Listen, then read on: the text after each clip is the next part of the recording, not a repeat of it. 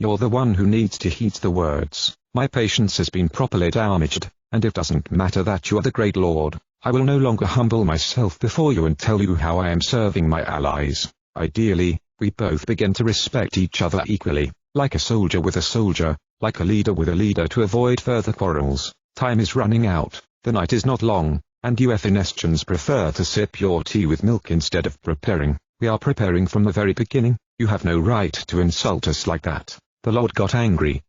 Then I am very sorry for you. Let's forget about it and do our part. King Sivogmund did not send me here for any stupid reason. Your cursed city is now more than a home of a bunch of stupid creatures, Dobromir said. What do you mean? Metkul asked. As Valadin told you, it's all about magic. The Pagungirians grew stronger again. They appeared in your city literally out of nowhere.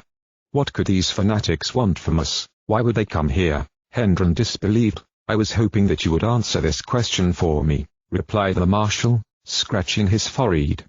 After all, we have always been at war with Pagungiria, and here they have never ventured. Something has to be on point, he finished. Apparently, the Pagungirian order exerts a huge influence on Islisha, which in turn is our greatest enemy. Maybe they decided that together they would do more in the conquest of the nation of 4 countries, said Mithril. Conquest? Dobromir laughed. If it had been a conquest, Islisha would have sent a fleet to you as always, along with Pagungiria, but instead they appear out of nowhere, in the capital itself located in the middle of the country. Nothing but the city and the nearby burnt village has even been touched by the Pagungirians until now. None of the citizens even knows what is inside those walls. Monsters multiply there like parasites. In my opinion, this is about more than conquest. It's about destroying this land. For the first time in centuries, we are dealing with such powerful magic, Dobromir said. Black magic. Metkul corrected it. For me, it's one and the same, said the Antharian. And what did you mean by this destruction? Mithril asked him. I think these fanatics are preparing for the final attack. An evil so powerful is created on their island that their mages supposedly have the power to raise the dead. Their power is increasing with each past year and they have hidden it from us until now. But why do you say they want to destroy this land? Why do they want to visit us? Hendron wondered. I have no idea as much as you do. However, I think that they may even mean the location of this country. Finally, you are in the very south, at the foot of unknown mountains. Perhaps there is something there that they care about, Dobromir replied. Right. Our small state is powerful thanks to the raw materials there. Many already wanted to conquer our country, especially those who believe that in our mountains the end of the world begins. I don't think that's what they meant, Lord. As I have already said, Pagungiria is growing in strength to destroy you. They do not care about raw materials, but about the mountains themselves, from which our ancestors supposedly come. There must be something there that particularly caught their attention, said the soldier. The Gate of 3 Worlds, a strange voice suddenly said. Lord Hendron looked at the dark-haired heroess in green clothing and silver armor. Did anyone ask you to speak? He asked. Forgive me, Lord, but I am a free man. My name is Blair and I know what Pagungirians can look for here. Really? Lord asked. Yes. We all know that it is all about the gate, and Mr. Dobromir is right that the Order wants to destroy this country, said another voice, belonging to the warrior in the helmet. I'm Kiel Olius and my brother Adnan and I come from Terhabint. In those sides, people deal with Pagungiria, more than anyone else. The most ordinary of the peasants gossip about an ancient prophecy in which the end of the world was shown. The ancient prophet wrote in his books, since a certain golden gate will be the cause of the fall of the whole earth, the descendants of the great sorcerers will devour it all in fire and ice, the era of men will end, and powerful powerers will sit on the throne, calling themselves giants. Hearing this, Dobromir furrowed his eyebrows. I think I have already seen this story, recorded in old chronicles, in the royal library. I don't know how much of this may turn out to be true, but a few things have actually already come true. It wrote there, as far as I remember, that the great city facing the Golden Gate will be plunged into darkness, and all the monsters of the world would come out through the gates to kill and destroy all life on earth. It seems that my king did not send me here for any small reason, said Dobromir at the end. Probably, when Nelthan was conquered, your lord supposed that this was the beginning of this prediction, Blair said. Bring us better our books, we will definitely find something more about it there. Olcha cried out to one of his comrades. The Ephesian lords, who saw and heard all this, could not believe what was just happening. Could it be that an ancient prophecy that had hitherto been thought to be an ordinary story should now turn out to be true? After a while, Ede brought Olcha what he had asked for, so they could recall all the words recorded in the chronicle again. Molierian began to search for an old chronicle, and when he found it in an old book, he began to read aloud.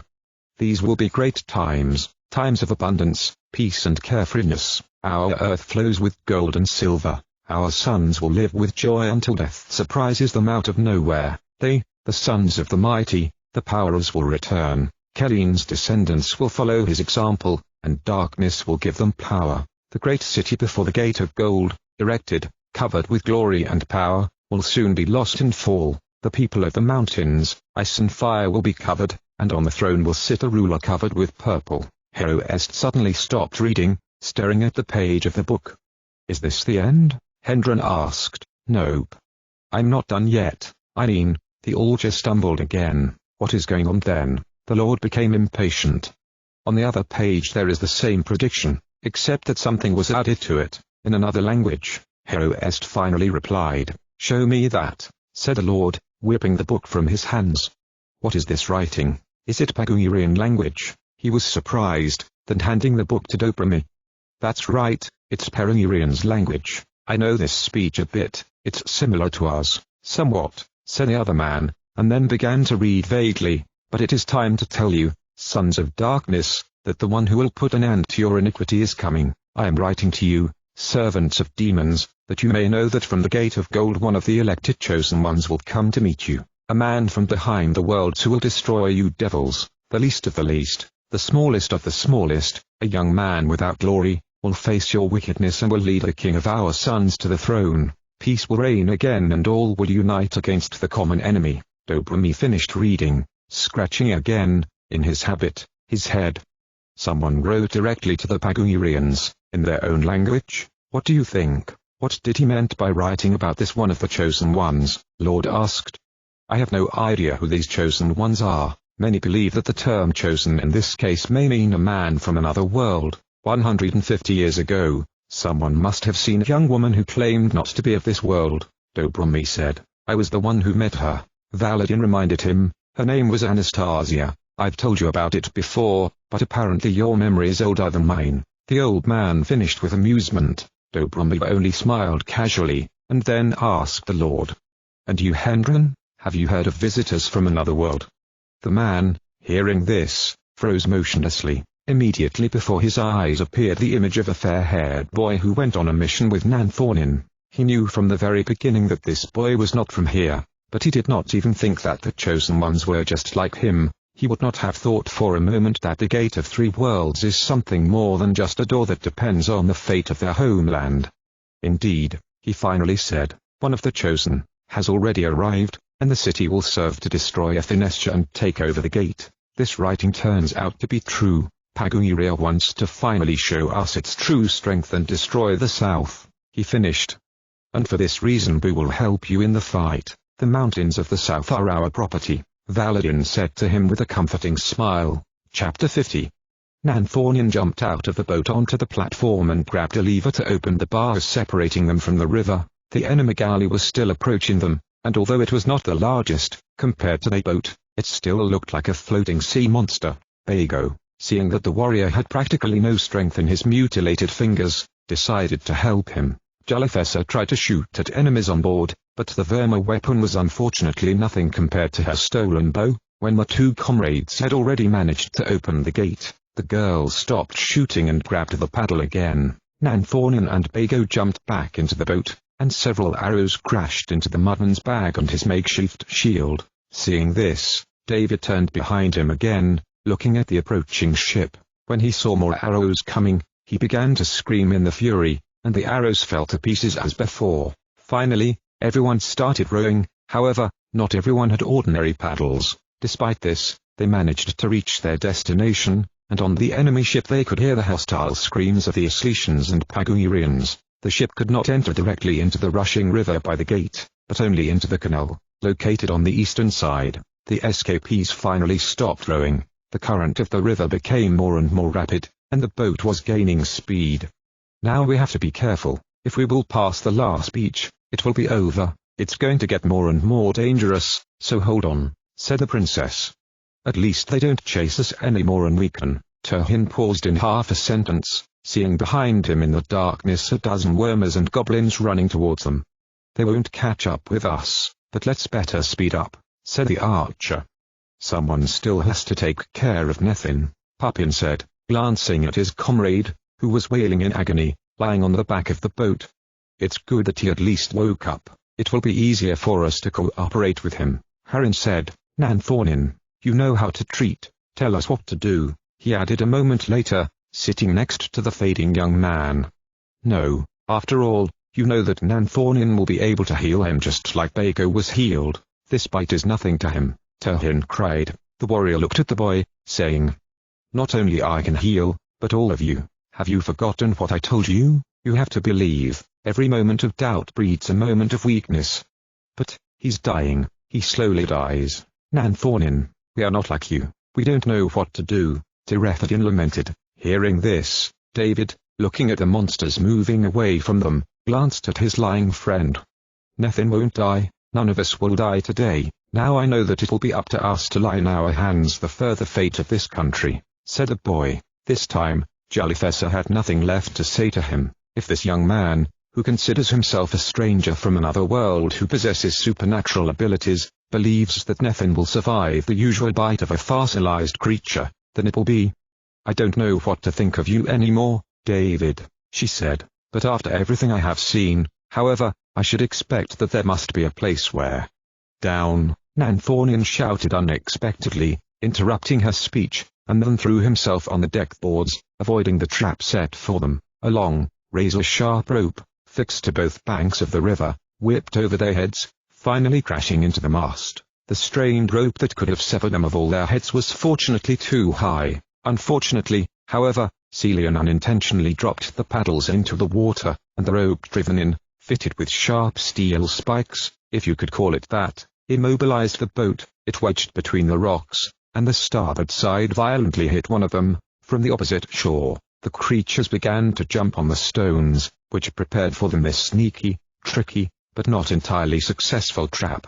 14 escapees were not even completely moved by the fact that the vermers and goblins were approaching them. They knew that monsters would rather not dare to jump to them through the water, so they stooped down in anticipation of fire. But even before the enemy could reach for the javelins and spears, something suddenly wiped them all out of the stones, right into the water. David, pushing the monsters with his power, quickly grabbed his greatsword and jumped to cut the wire blocking them. The tensioned rope fired to the sides, halved in two, almost cutting his fingers apart, but the boat moved a little forward, allowing them to bounce back from the rocky bottom. So Bago grabbed a thick stick and pushed it away from the shore with all his might so that the boat could slide into a deeper current and sail on. After a while, they fell by the rushing current and were again swept away by the river. A damaged boat with a rolled sail and devoid of oars, sailed only carried by foamy surf waves, bumping against protruding rocks every now and then.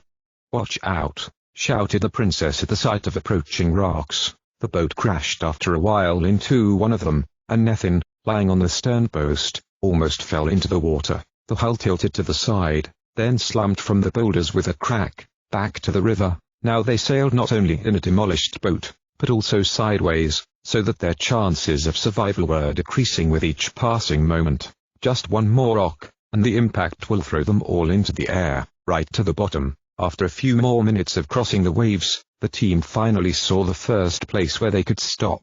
The watermill could have been their chance. "Hold on," Nanthorin shouted. Suddenly, the boat hit a broken water wheel. The warrior was the first to jump on it to climb to the roof of the building and help others get out of the river. Unfortunately, his legs slipped and the propeller moved. The giant fell back on the deck, and the wheel smashed him straight into the head. The boat was pushed away by a watermill and moved on. It turned to the side again, right next to the fall, and what they feared most had happened. They slipped off the rocks inside the tilting boat. Immediately afterwards, the heads of all of them were already under water, along with a broken mast. Everyone had to float to the surface, but the boat turned upside down and kept going. Finally, David managed to get out of the deck and emerge from the water. He caught himself in the keel of the boat, waiting for his comrades left under the water. He was about to see if they needed help, but eventually they came to the surface, one after another, Nanthornin along with Popin, Cordrin, Bago, Celian, Jolifessa, Jelif, Harin, and the king. 4 people were missing.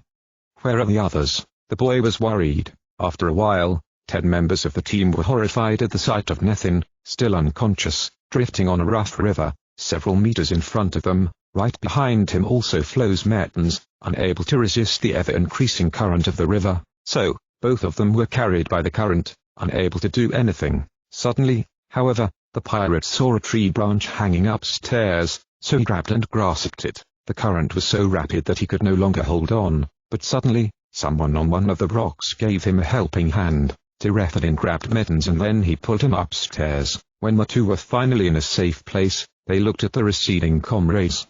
"Get out of here, get out of this river and walk along the shore and we will catch Nethin," Nanthornin quickly ordered them, turning towards them. After a while, the warrior disappeared from their sight along with the boat. They were finally the first to enter the west bank. Tirethadin listened to the giant's request and he followed the limping pirate. Of course, they could not catch up with their comrades, but they were already safe. Meanwhile, the other comrades, lying on the rolled-down boat, were still trying to catch up with Nethin, who was floating limply on the surface, and Turhin, who waved his arms at them, begging for help.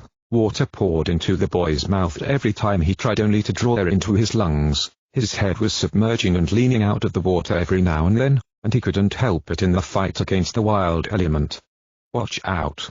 Jelif cried out, seeing the boy approaching a boulder sticking out of the water. Turhin turned around, but there was nothing he could do about it. At least he was prepared and he would stretch out his arms in front of him to shield the rest of his body from an unpleasant collision. After a while, he hit a stone, and Bago with the tip of his fingers managed to grab his friend. Unfortunately, there was not enough space on the overturned boat, so the mudman was forced to keep a companion submerged in the water so that he would not sail away without them again. "Hold on," Bago said. Now they had only an unconscious Nethin to catch. "He's going to drown. He disappears underwater all the time," Jalithessa said in horror. "We have to do something. We can't catch up with him," she added a moment later. She glanced behind her, seeing several more demolished buildings by the shore. "The waterfall is getting closer. That road leads to the village of Lena. We must stop before it will be too late."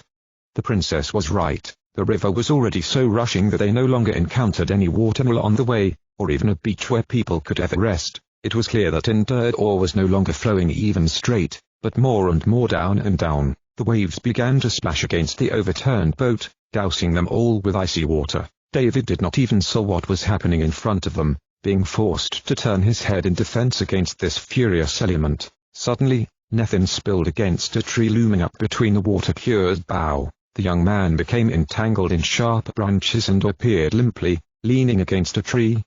"Quickly!" David cried, choking on water. Nanthornin, sore and tired to the limit, managed to climb to the very top or rather bottom of the boat, and squatting in readiness to jump. As he bounced off the boards, all the fallen boats swayed in the water, but no one paid the slightest attention to it when they saw that the warrior was grabbing at the tree and at the last moment was swimming away with Nethin, holding one hand by the log of wood. Nanthornin, having grasped tightly to the bough of the tree, held Nethin as long as he could. David, who was closest to Hero-est, extended his hand. Now their lives depended on him. There was a race against time, and if the boy couldn't make it, the companion will sail away again without them.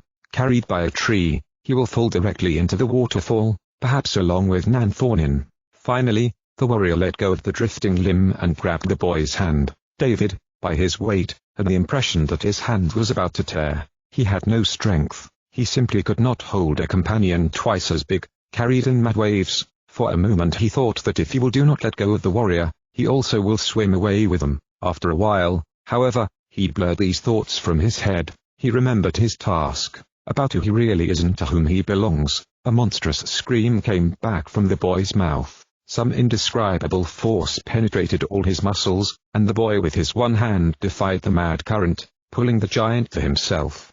"Fast! We have to get out of here!" cried the princess, seeing that everyone was already safe. She was about to let go and try to swim to the west bank somehow, but instead she had her eyes out. However, she did not start screaming, because something simply clogged her mouth. At the sight of the river breaking off, waterfall, screamed instead of the girl, terrified Turhin. There was no more time, only a miracle could save them and nothing else. "Don't let go of the boat, let's stick together," David shouted. "What?" Jalefessa was horrified by hearing his words. "Just trust me, none of us will die, I know it will be," the boy replied. "David is right. Our trials will be of no avail now, we must believe in a miracle," Nanthornin said. This time the archer did not answer anything. She closed her eyes and gripped her lips, clinging to the boat. No one was ready, and no one knew what could save them now, and David was filled with hope. Bago grabbed the barely alive Nethin by the arm, and Nanthornin, lying on the bottom of the boat, huged David. Turhin also caught the muddy, and everyone else gathered middle next to the princess, waiting for rescue or death. They were approaching the end. They heard a distinct bang of crashing tons of water downstairs. Jalefessa screamed. After a while, the whole boat was pulled down, as if through a funnel, crashing into the rocks of a sloping cliff. Broken into several parts, the wooden structure began to fall further, along with screaming escapees. Again they crashed into the rocks and were flooded from above, falling with them streams of water. Suddenly, the boat completely broke, splashed with the water, and Nanthornin let go and clasped David to his chest. Turhin suddenly struck, screaming at the stones protruding from behind the waterfall. Terrified, Bago let go of the boy, but after a while he was hit by a board that was just crashing. They all landed directly into the water, and the resistance of hundreds of tons of water crushed them to a deep bottom. After a sudden collision with water, from a height of about 50 meters, they were completely paralyzed for a moment. They began to suffocate after releasing all the air, and the rest of the river mercilessly took them with them again. David, who had been separated from Nanthornin, was banging on the bottom with the others, like a ragdoll, until after a while he saw that next to him, a bleeding Turhin was also thrashing under the water. Even in such nocturnal underwater depths, he could see a distinctly red diffusion of blood blurring in the water. He wanted to catch his companion, but suddenly they both hit the rocks. David, feeling terrible pain, let out even more precious air from his lungs, until suddenly the back of his head crashed straight into the stony bottom. Everything blurred before his eyes in an instant. The deafening sound of the water died down, and in the underwater depths there was an even greater, impenetrable darkness. An Evanescent patrol observing the vicinity of the river suddenly beholded two suspicious people in the distance. One of them, with brown hair and a woolen coat, embraced another, probably wounded companion, thus helping him to run faster. "Why are they fleeing? Who are they?" wondered one of the armed. "They are the Asletians," said Methkel, who was leading his men. He immediately rushed his mount to the gallop. "Stop, you pirate cowards!" he cried. Tirefadin, hearing the screaming and stomping of horse hooves behind him, immediately stopped and looked back. "We are not enemies, actually, it's good that you're here. Take us to your lord as soon as possible. Our comrades sailed away with the king on this river," said a beauty-haired man, approaching the fair-haired general. Hearing this, Methkel was surprised.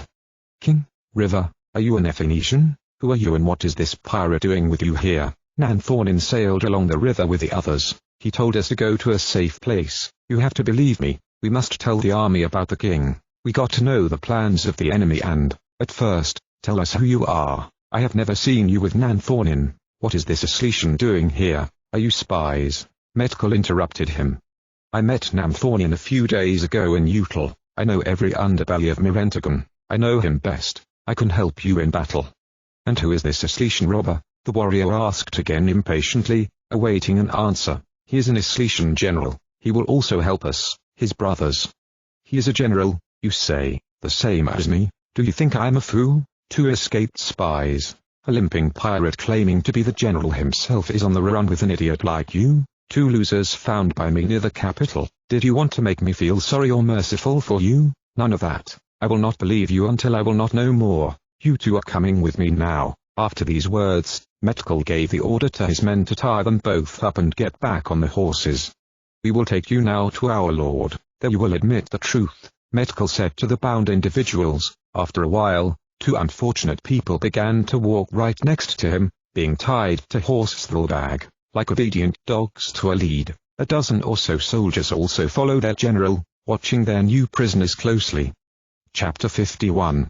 It was early in the morning, the sun had not yet risen from behind the horizon, and the camp at the gates of the city was not yet fully ready. Everyone worked hard to assemble siege machines and prepare troops. Hendron's tent, which had just been assembled, was now right next to Dobromir's red tent. All the lords, along with Dobromir and the heroests, gathered inside of the orange tent and held a deliberation there on the plan of the siege. "Apparently, you want my cavalry to move first when we destroy the gate," said Nahaththik Lord Ravelin, ruler inhabiting the fiefdom of Goldwood. "That's correct, your cavalry is the best. As soon as we get to the city, you will move on to the very front," Hendron said. "And what about our machines? Only we have to get to the walls?" asked the Astrian Lord Scanlan, who came from the distant castle of Treadfall. They were both among those who knew and liked Hendron the most. "Not really," Lord replied. "Minthrie's soldiers have armed archers. They will also be suitable for this task. I know a few places in the walls that—" Lord interrupted suddenly his speech, seeing Metkel entering. "We have an important meeting now. Can't come later?" he asked him. "It's very important. We brought in 2 suspicious people who claim to have recently fled the city. One of them is an Isletian." "That what? Are they with you now?" Lord asked. "Yes." "Should I let them in? One even said that he wanted to talk to you." "So let them in. We'll find out who they are," said the Lord. So Metkel went back outside and ordered his men to uncuff prisoners from the horse saddlebag. After a while, he led 2 bound men inside. One of them, in fact, was a purebred Isletian pirate. "Who are you?" Lord asked. "We are Nanthornin's comrades. We split up with the rest of the team after we ran across the river by boat. The king sailed away with them, and we have come ashore. Nanthornin ordered us to find a safe place, because we were chased by a bunch of monsters, and that's how we got here," said a beautiful-haired man. "Somehow I don't want to believe it. What is this pirate doing with you here?" "He is an Isletian general. He was hired by—" The man was suddenly clogged, because suddenly a black figure ran into the tent. Not only had he been frightened by the sight, but after a while everyone remembered who this black-clad man was. "Why are you running in here without any permission? How ill-mannered are these young people? What happened? Is it burning somewhere? Monsters attacking?" Lord got upset at the young shadow warrior.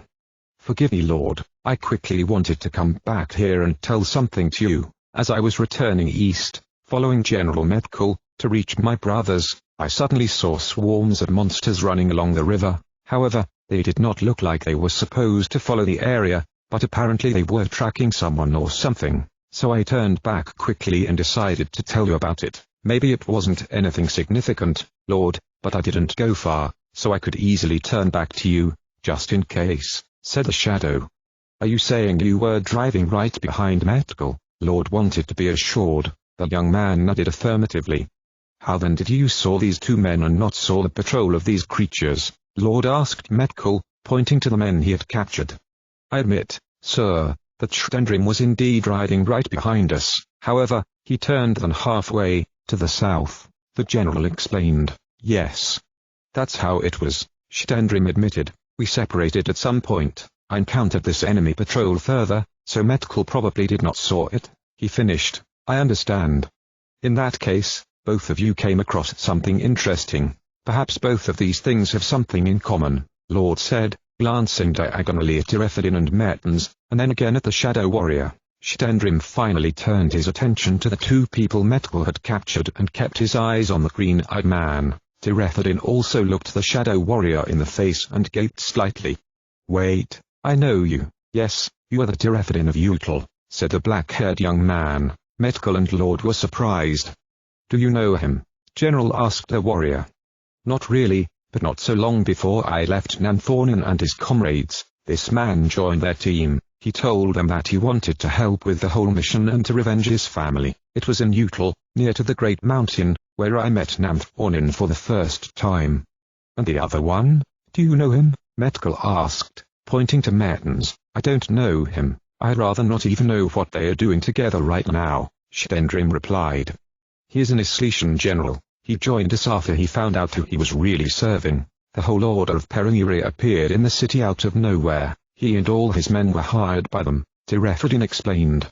"We already know about Pagungirians, But since you were supposedly in this cursed city, can you tell us something special? What are their forces, and have you seen with your own eyes the magic they used? TWOU began to ask.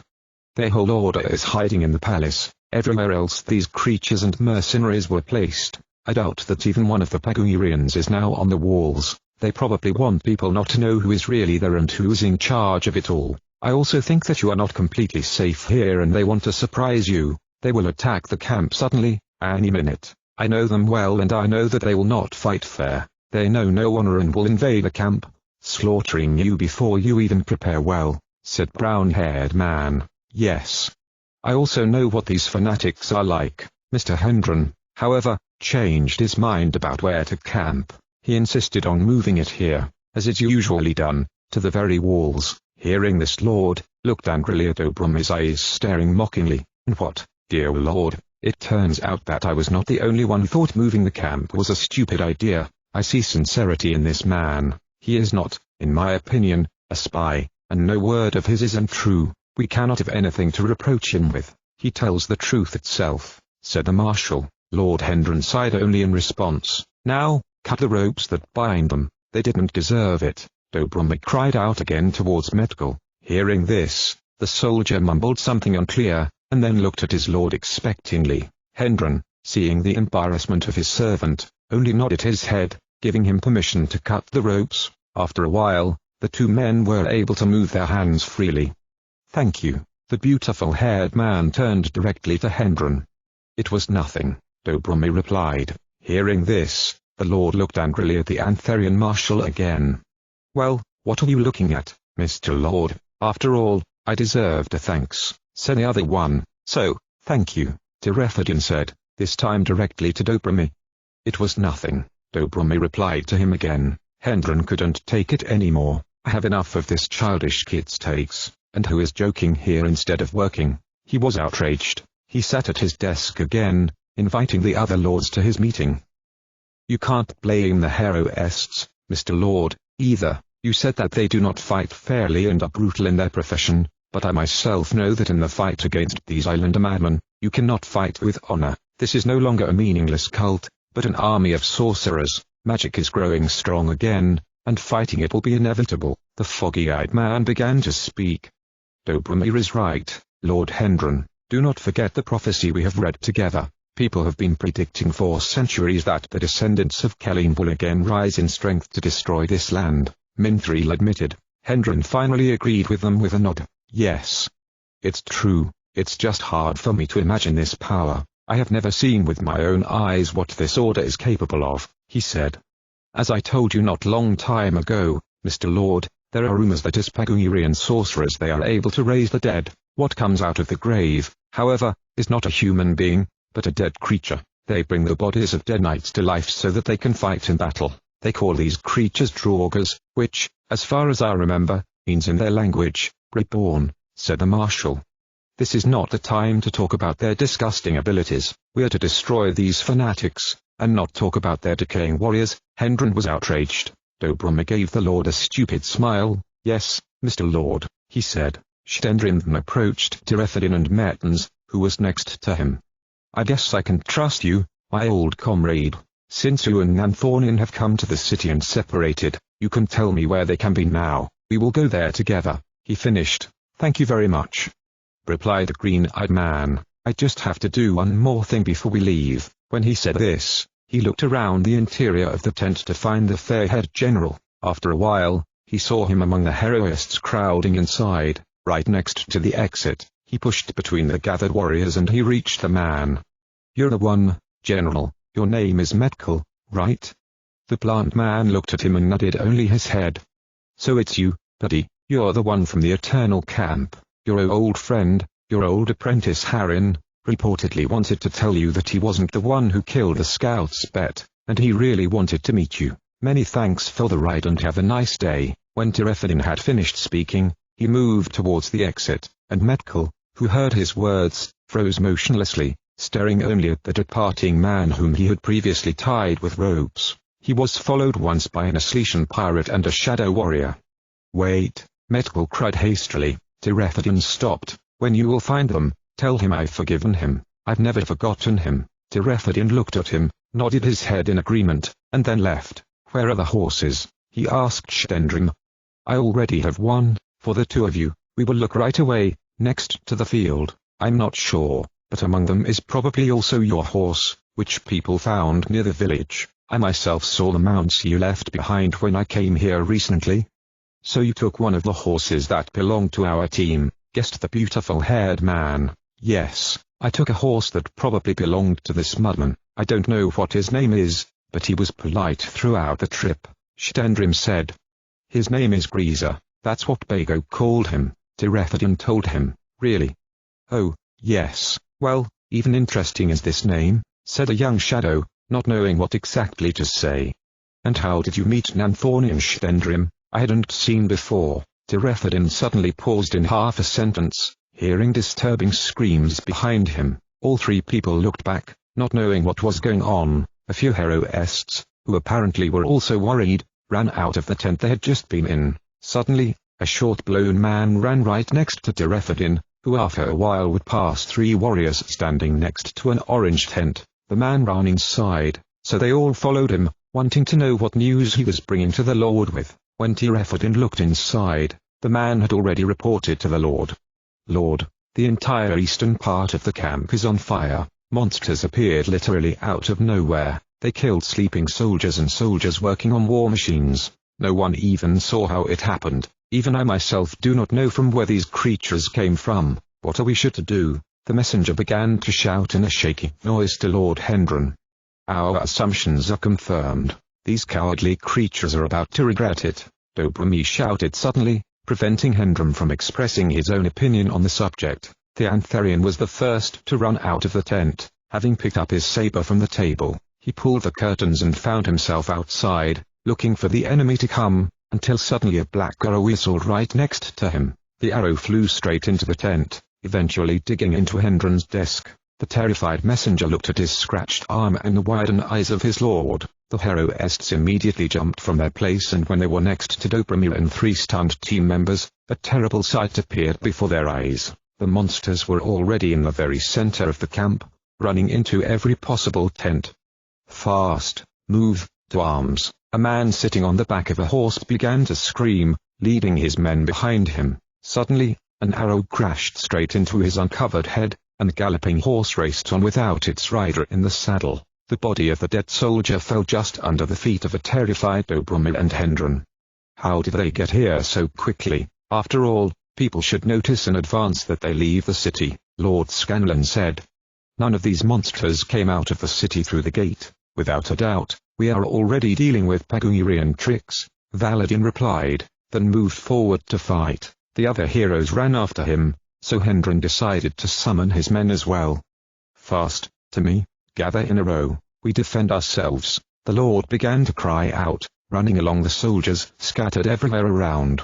Scattered people, hearing his voice, gathered in one place. There were more and more Ephinistian soldiers. From the opposite direction, the Nahartin cavalry also rushed to their rescue, and from the left, the Astrian infantry ran into the empty square. As they all moved forward towards the Wormara enemies, suddenly from behind, the monsters were suddenly flooded by the Antharian armed men. The creatures immediately lost their self-confidence, being cut to small pieces. The Juretian archers tightened their folding bows and wreaked their havoc from above. Their lightweight leather armor also provided them with good easiness of movement during hand-to-hand combat. 32 heroests, and thousands of Epinestians, Asdrians, Nahetians, Juretians, and Antharians, were now unstoppable resistance. The goblins and the vermers began to flee when they only saw what force they were dealing with now. "Not to leave a single one alive, knock out those insidious, cowardly monsters," Hendron shouted furiously into his army. All the Epinestians, along with the other troops, rushed after the fleeing monsters to the very edging of the camp. The Brotherhood of Heroests, however, stopped halfway to the edge of the encampment. "No, stay here, all of you, we have to prepare, they are about to come here," Valadin cried out to the swordsmen. None of the warriors even heard the old heroest. All the men ran in the footsteps of their leaders, and when they all ran out of the camp, they ordered them to line up. "Get in line up, archers in the rear, shoot these monsters," Hendron shouted. The other lords also decided to give the same order to their men. Even Serema and his trained scouts found a place for themselves in the ranks.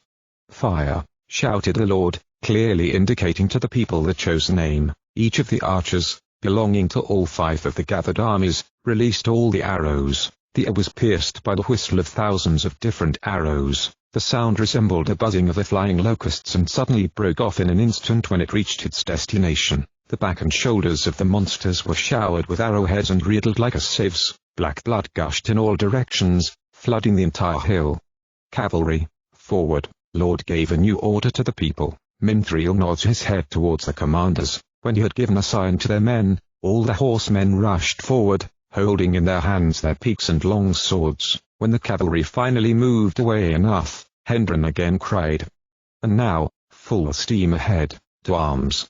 Metkel, beside his lord, blew loudly his horn, and at this sign, all armies rushed with all their might towards the enemy. Shield soldiers running in front formed a wall of shields, ensuring their safety, as well as the comrades behind. The walls of the great city were visible already halfway to the top.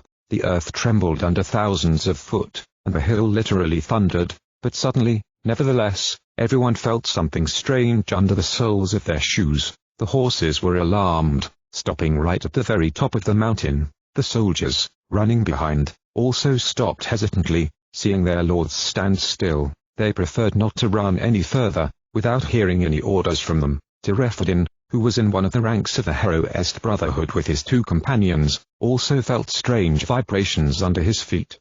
"It's a trap," said suddenly Valadin quietly, standing next to him. There was silence. The vermes and goblins no longer ran away from them, but also stood still, listening into the vibrations. All the creatures were now facing them. The rocks vibrated again, but the Lord decided to raise his hand to give a sign to attack again. As soon as he did so, the ground under their feet suddenly cracked, and the stones splashing from the hole suddenly began to pelt the soldiers, like real hail. People wanted to shield themselves from the stony rain with their shields, but before they did it, an incredibly strange sight appeared before their eyes. In the glow of the rising sun, at the very top, a mysterious, round vortex suddenly appeared, from which, what worse still, some human figures began to emerge, dressed in black and gold. The number of warriors grew more and more with each passing moment as the portal became larger and larger. The vortex finally became large enough that a whole army of Pagurians could freely emerge from its interior. Many of the soldiers looking at it, who had seen something so terrifying and incomprehensible for the first time, froze like statues, unable to believe their eyes. Suddenly, the vortex began to gradually disappear, but before it was completely blurred in the air, another figure came out of it. The character was exceptionally impressive, wearing a powerful, decorated helmet on his head and dressed in a shiny, purple robe. "It's Mirentagon," the Austrian man howled. "No. This is not Mirentagon, it's his servant," Tirefadin said to him. Meanwhile, a black knight covered in purple climbed onto one of the scattered boulders, looking closely at his terrified opponents. After a while, with a proud, graceful movement, he pulled a sword out of his sheath. He lifted it forward towards the 5 armies, giving his men the order to attack. The Pagurians immediately jumped from their place, not even keeping an even line. Unfortunately, the lords were forced to move forward for the enemy in front of them. "For the homeland," Hendren cried out, moving first towards the wild screaming enemies. "For the king, for freedom," others began to cry out, and then followed their leaders into battle, to death. After a while, both sides attacked each other, ushering in a bloody slaughter. The Nahuatl and Defenestian cavalry, at first, had a significant advantage over the Pagurian infantry, but no for so long. Some mysterious magical power suddenly began to knock all the riders off their saddles. The other horses, in turn, began to kick their hooves, falling to the ground. Black knights jumped on lying people, crushed by their mounts, and impaled them on their spears and swords. All the soldiers, for the first time in decades of service, felt such an incomprehensible fear of this mysterious order. Some even wanted to run away, but the thought of the first desertion in their lives gave them a headache. The Heroests, oddly enough, were the only ones who did not show the slightest expression of fear of their monstrous enemy. Without a moment of hesitation, Valadin jumped straight into the ranks of the Pagurians, along with all his brothers. Among them were Tirefadin, Metans, and Shtendrim as well, but the 3 of them also ceased to feel fear as soon as they were among these luminous warriors. The soldiers who saw this, thought that it would be their end, but the eyes of all the heroes suddenly flashed like flames. The three men on the middle were penetrated by even greater courage. Magic could not stop any of them, which made the Pagungerians worried about this fact. A man standing on top, dressed in purple, could not do anything either.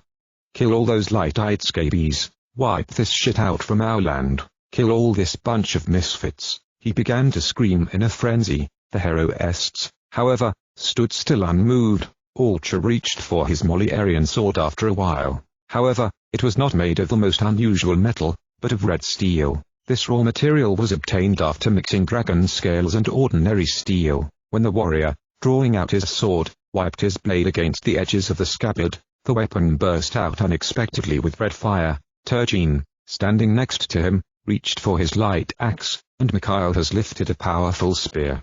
"What are you waiting for? Get rid of them," the Pagungerian roared again to his people. The Black Knights eventually attacked 35 daredevils, surrounding the group from all sides, but every one of them immediately regretted it after a while. Chapter 52.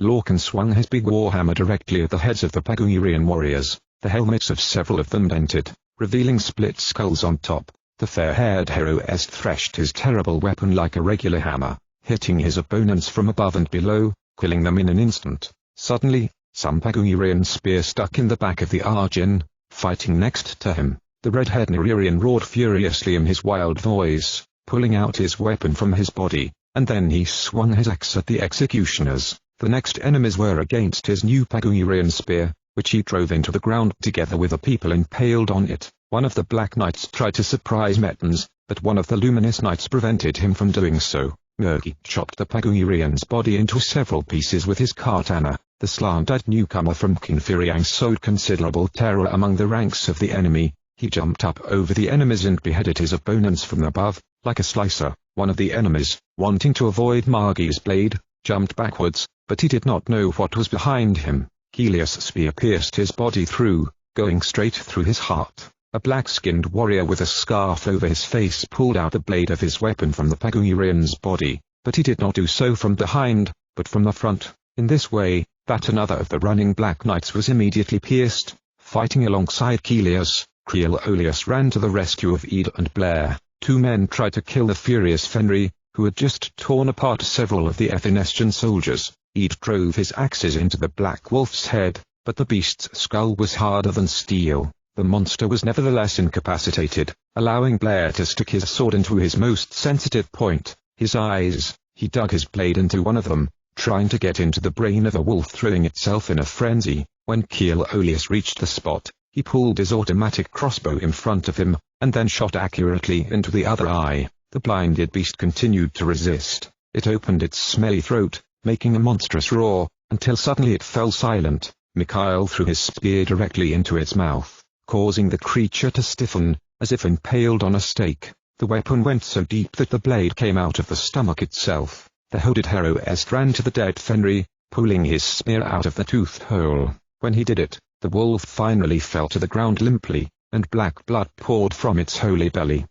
"Where is Turgin?" he asked his comrades. Everyone looked around until they suddenly heard someone screaming. They looked towards the hill and saw a Pagungerian soldier roaring furiously, fighting the fair-haired warrior. Turgin hit Pagungerian on the shoulder with his axe, but the black gold armor proved to be more strong. Suddenly, the Black Knight turned his Morgenstern in his hand and slammed it into the wooden handle of his opponent's weapon. The axe broke in half, and Turgin was left with nothing but what he had on his hand. Heroist hit Pagungerian's helmet, with a knuckle duster on his fist, but even such a blow was not able to do much damage. When the warrior swings his iron fist at the enemy again, the enemy grabbed his hand and struck his helmet against his forehead with impetus. Heroist's red band on his head eased the pain a bit, but not the impact itself. Everything began to spin in front of Turgin's eyes, and an unpleasant buzz appeared in his ears. The Black Knight without the slightest problem knocked the stunned warrior to the ground.